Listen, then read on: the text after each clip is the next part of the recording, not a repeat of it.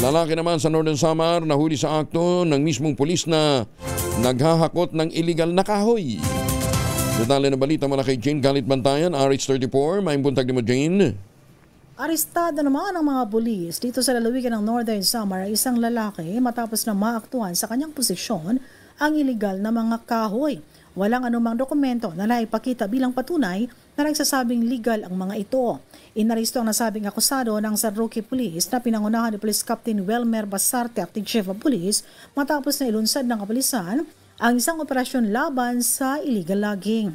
Ang nanakip ay lumabag sa Section 68 ng Presidential Decree 705 o yung tinatawag na Forestry Reform Code of the Philippines. Ang nasabing akusado isang 40 anyos at residente ng naturang bayan ng San Roque. Nahuling aktong nagdadala at naglilipat ng mga illegal na pinutol na kahoy. Nakuha mula sa kanya ang 22 piraso ng pinutol na kahoy na tinatayang nagkakalaga ng 11,000 pesos. Kinumpis ka rin ng isang sidecar na ginamit sa paghahakot ng naturang kahoy. Dinala ang nasabing akusado sa San Roque Municipal Police Station at nahaharap sa karampatang kaso. Mula sa Aksyon Radyo Katarman, RH34 Jane Galit Bantayan ng DZRH, una sa Pilipinas, una sa Pilipino. Daghang salamat, Jane Galit Bantayan.